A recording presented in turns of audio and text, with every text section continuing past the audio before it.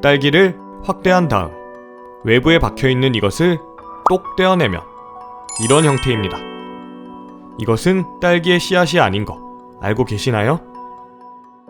수상한 딸기. 오늘은 딸기를 해부해 보겠습니다. 딸기의 본체를 보여드리기 위해 딸기 농장에 다녀왔습니다. 이것이 바로 딸기의 본체죠.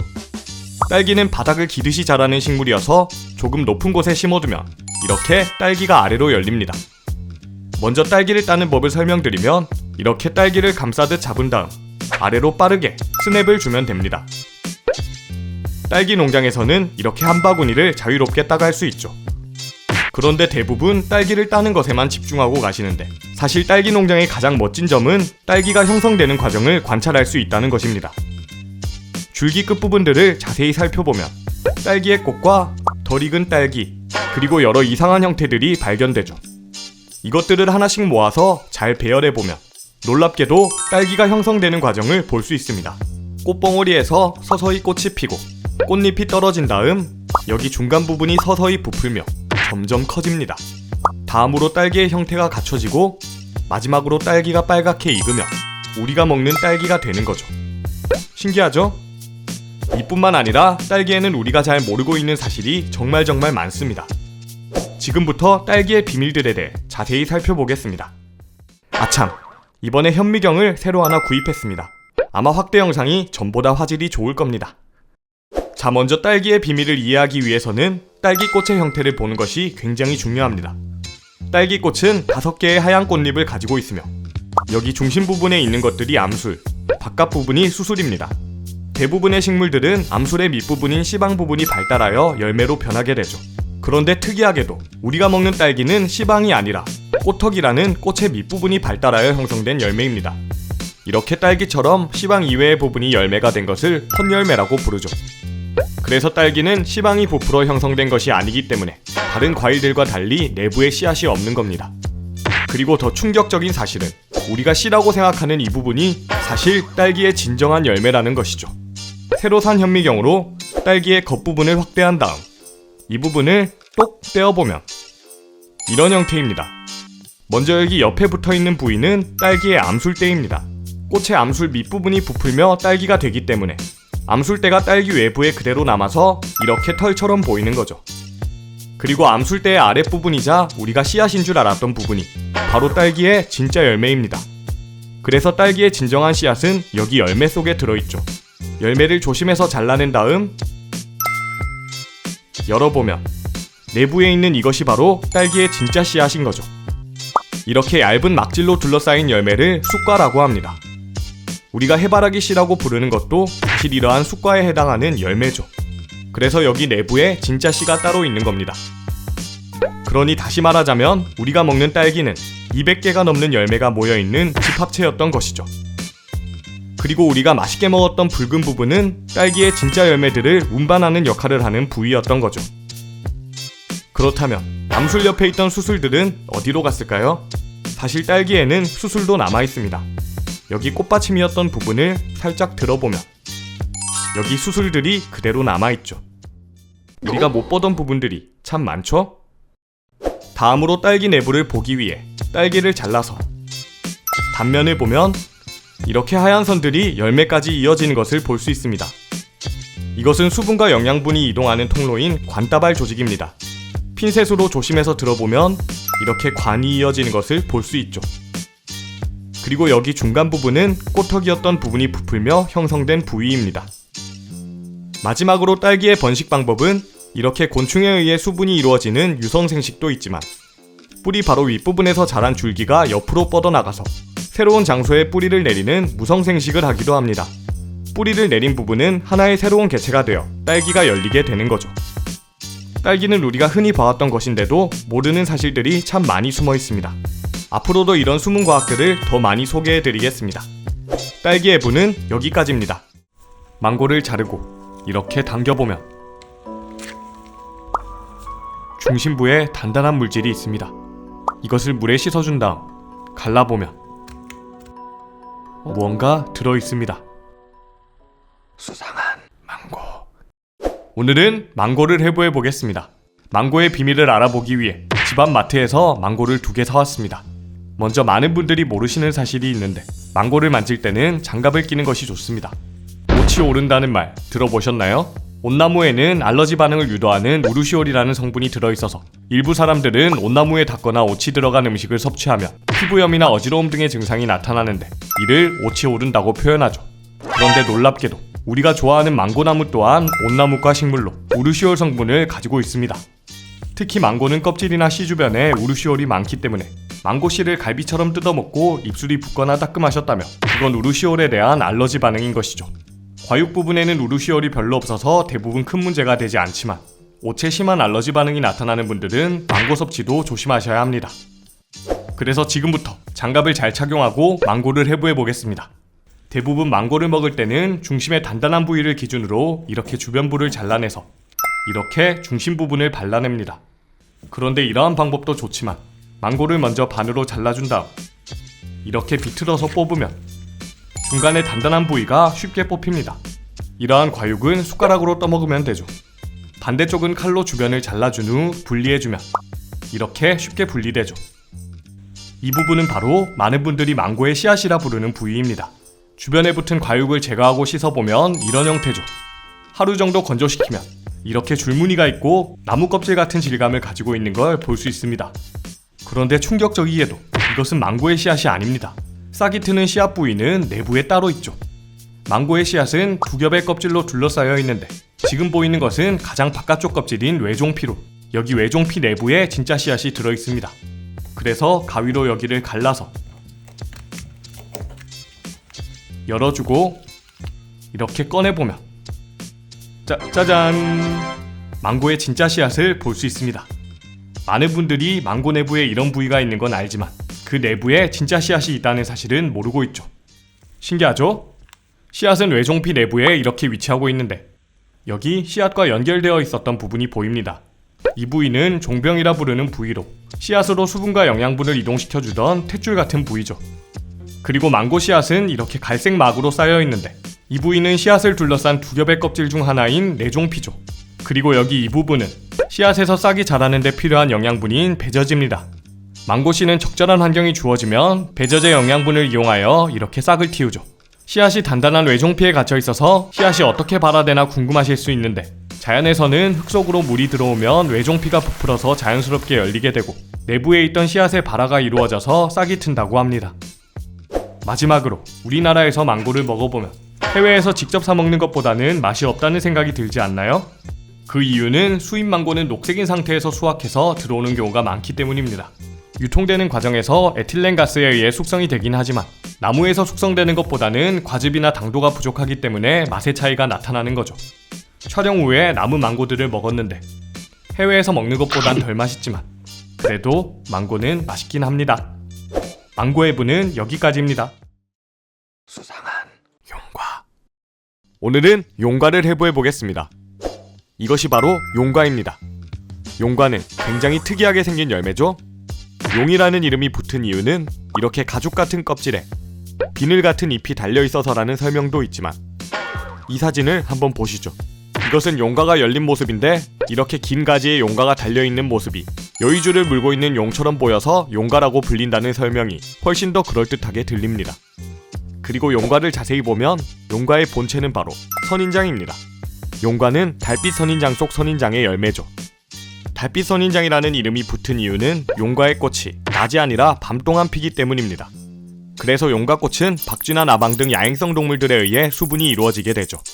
이것이 용과의 꽃인데 용과를 해부하기 전에 용과꽃에 대해 먼저 알아봐야 합니다. 꽃은 그 식물의 생식기관이고 대부분의 열매는 꽃의 생식소인 씨방 부분이 발달한 것입니다. 그래서 열매 해부는 먼저 꽃의 형태를 보는 것이 중요한 포인트죠. 용과의 꽃은 암수가 한 꽃에 들어있는 양성화입니다. 여기 이 부분들이 전부 용과의 수술이고 툭 튀어나온 이것이 암술이죠. 암술은 암술대 끝이 이렇게 여러 갈래로 갈라지는 형태입니다.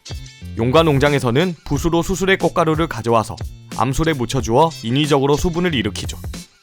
수분이 이루어지면 그 후에는 이렇게 꽃이 시들고 꽃의 바로 밑부분인 여기 씨방 부분이 부풀어서 이렇게 용과로 변하게 되는 거죠. 자, 그래서 지금부터 용과를 살펴보면 먼저 여기가 꽃이었던 윗부분이고 여기 아랫부분이 선인장에 붙어있던 부분입니다. 그래서 여기 아래에는 가지 부분이 남아있고 꽃 부분은 시들어 버려서 이렇게 흔적만 남아있죠. 그리고 외부를 자세히 보면 열매 주변에 이런 잎들이 둘러싸고 있죠? 이것은 꽃의 밑부분에 있던 포라는 잎이 열매와 함께 발달한 것입니다. 포는 꽃이 피는 방향으로 향해 있기 때문에 열매에서도 여전히 윗부분으로 향해 있는 걸 볼 수 있죠. 다음으로 내부를 보기 위해 칼로 용과를 잘라보면 이렇게 새하얀 내부를 볼 수 있죠. 이 용과는 하얀 속살을 가지지만 이렇게 붉은색을 가지는 적용과도 있고 노란 껍질에 흰 속살을 가지는 종도 있습니다. 그리고 용과의 잘려진 단면을 보면 여기 줄기와 이어지는 부분과 꽃이었던 부분의 흔적을 더 자세히 볼 수 있죠. 그리고 용과는 과육 사이에 이렇게 씨가 가득한 형태여서 용과의 과실은 키위와 비슷하게 여겨지기도 합니다. 그래서 맛도 비교해봤는데 식감은 키위와 거의 같은데 저는 그냥 키위 먹겠습니다. 적용과도 먹어봤는데 그냥 용과와 큰 차이는 모르겠네요.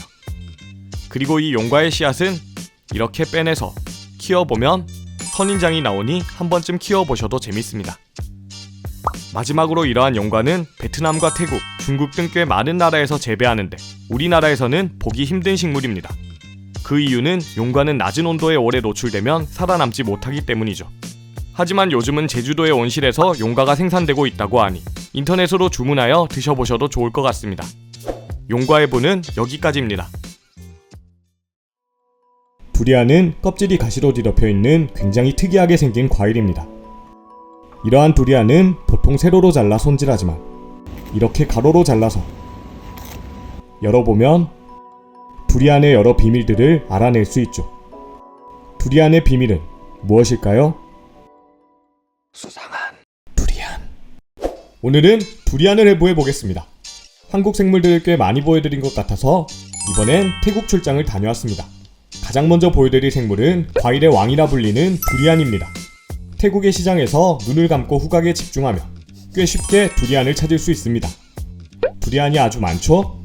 두리안은 독특한 생김새와 엄청난 냄새로 유명한 과일입니다. 제가 냄새를 한번 맡아봤는데 야외라 그런지 생각보다 많이 나쁘지는 않았습니다. 두리안은 지옥의 냄새와 천국의 맛을 동시에 가졌다고 표현되지만 사람마다 맛에 대한 평가가 다양해서 극강으로 호불호가 나뉘는 과일이죠. 이러한 두리안을 숙소에서 차근차근 촬영하며 보여드리면 좋겠지만 두리안은 냄새 때문에 호텔이나 공공장소에 반입이 금지인 경우가 많습니다. 그래서 두리안을 구입한 가게에 부탁해서 가게 앞 테이블에서 촬영을 하였습니다. 먼저 두리안을 살펴보면 두리안은 겉껍질이 가시로 뒤덮여 있는 것이 아주 큰 특징입니다. 두리라는 단어 자체도 말레이시아어로 가시라는 뜻이죠. 이러한 두리안의 가시는 꽤 단단해서 촬영을 하다 보니 장갑도 이렇게 찢어질 정도였죠. 그리고 두리안을 한번 들어보면 제 몸이 가려질 정도로 거대합니다. 두리안은 크기뿐만 아니라 무게도 엄청난 과일인데 무게에 한번 놀라고 가격에 한번 더 놀랐습니다. 이 두리안 한 통은 한국 돈으로 8만원이 넘었습니다. 2018년에는 태국에서 최고급 품종의 두리안이 2,600만원에 팔린 적이 있다고 합니다. 대단하죠? 동남아에 두리안 농장이 많아지고 있다는데 그 이유를 알 것 같습니다. 저는 저렴한 품종의 작은 두리안을 구입하여 관찰해 보았습니다. 자, 먼저 두리안을 이해하려면 두리안이 열리는 본체에 대해 알아야 합니다. 두리안은 본체인 나무도 엄청난 식물입니다. 두리안 나무는 50m가 넘게 자라는 아주 거대한 나무죠. 이러한 두리안은 열매가 떨어질 경우 굉장히 위험하기 때문에 두리안 농장에서는 안전모가 필수입니다. 굉장히 무섭죠? 다행히 두리안 나무는 태국 시내에는 거의 없습니다. 그리고 두리안도 식물의 열매이므로 꽃의 일부분이 변하여 형성된 것인데 두리안 나무의 꽃은 가지에 이렇게 여러 송이가 열리는 형태입니다. 두리안 꽃은 낮에는 이렇게 진 상태로 있다가 저녁에 화려하게 피어나는 습성을 가지고 있죠. 두리안 꽃은 5개의 꽃잎과 1개의 암술, 그리고 수술 다발을 가지는 형태입니다. 그런데 이러한 두리안 꽃은 생김새는 예쁘지만 냄새는 시큼하고 역한 향을 풍깁니다. 두리안 꽃처럼 야간에 피고 시큼한 냄새를 풍기는 꽃은 곤충보다 박쥐를 유인하는 데 유리합니다. 그래서 실제로 두리안은 주로 박쥐에 의해 수분이 이루어지는 식물이죠. 두리안 꽃은 수분이 이루어지면 암술 부분이 발달하여 두리안으로 변합니다.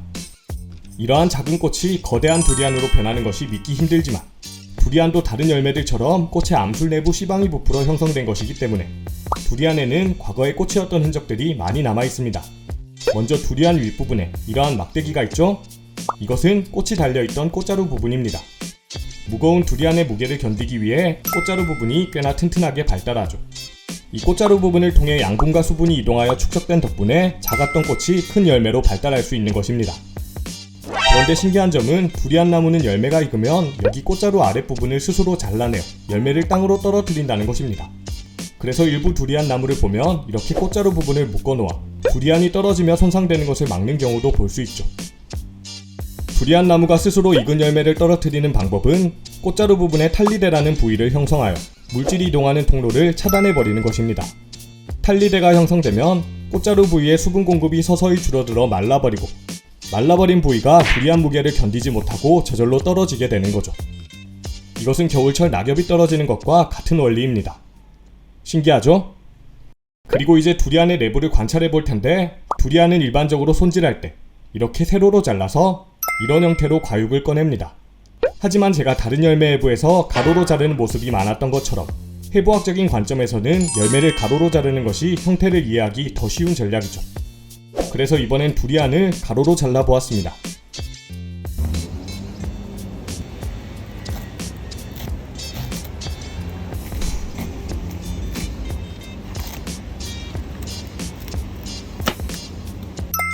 두리안을 잘라서 열어보면 짜잔!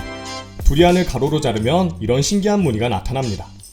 이러한 두리안의 가로 무늬는 두리안 꽃의 특성과 관련이 있죠. 두리안 꽃은 암술이 1개지만 암술 내부는 3개에서 7개의 심피로 이루어져 있습니다. 두리안의 과육은 각각의 심피 내부 시방 부분이 변한 것이기 때문에 여기 이렇게 암술 내부의 심피 개수 그대로 과육이 형성된 것이고, 과육 내부에는 두리안의 씨앗이 있는 것을 볼 수 있습니다. 그리고 암술에서 심피가 나뉘어져 있던 격벽이 발달하여 이렇게 두리안 과육을 둘러싸고 있는 것이죠. 두리안은 자세히 보면 외부에서도 심피의 형태가 구분이 가능하기 때문에 두리안을 손질할 때는 심피의 격벽 부분을 잘라 내부 과육이 상하지 않도록 손질할 수 있는 거죠. 그래서 마트나 시장에서는 두리안의 과육 부분을 깔끔하게 떼어내서 판매하고 있는 것을 쉽게 볼 수 있습니다. 이러한 두리안의 과육은 흰색이나 붉은색을 띠는 것도 있는데, 과육의 색깔은 꽃의 색깔과 똑같다고 합니다. 신기하죠? 과육은 한 덩어리 같지만 사실 이렇게 여러 개로 분리가 되는데, 각각의 덩어리 내부에는 이렇게 씨앗이 위치합니다. 제가 관찰한 과육 한 줄에는 3개의 씨앗이 있었는데, 이러한 과육 덩어리의 개수에 따라 열매 내부의 과육의 형태가 달라지는 거죠. 마지막으로 두리안 과육의 질감은 아주 부드러운 크림 같습니다. 두리안을 먹을 때 냄새나 맛보다도 이 질감을 힘들어하는 분들이 많습니다. 두리안은 이러한 독특한 질감과 냄새, 그리고 맛 때문에 어떤 동물이 씨앗을 퍼뜨려줄까 걱정이 되지만, 두리안은 다람쥐부터 코끼리, 심지어 육식을 하는 호랑이도 먹는 열매로 꽤 많은 동물들이 좋아하는 열매입니다.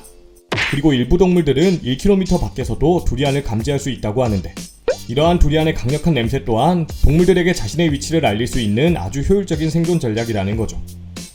대단하죠? 두리안 해부는 여기까지입니다.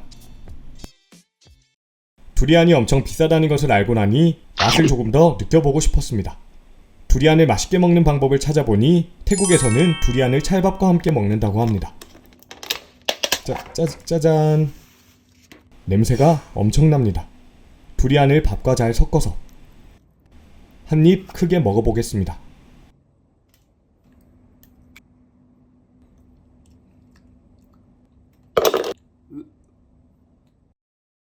두리안은 도대체 어떤 맛으로 먹는 걸까요? 마지막은 현지인이 두리안을 손질하는 영상을 보여드리며 마치겠습니다. 현지인이 두리안을 손질하는 모습을 보면 두리안의 과육을 둘러싼 격벽의 위치와 내부 구조를 정확히 이해하고 손질하는 것을 볼 수 있습니다. 그래서 격벽 부분을 자르고 과육이 있는 부위를 찾아내어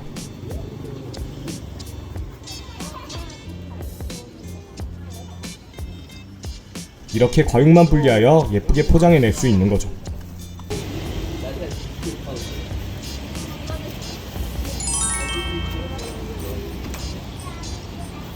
이번 영상은 여기까지입니다.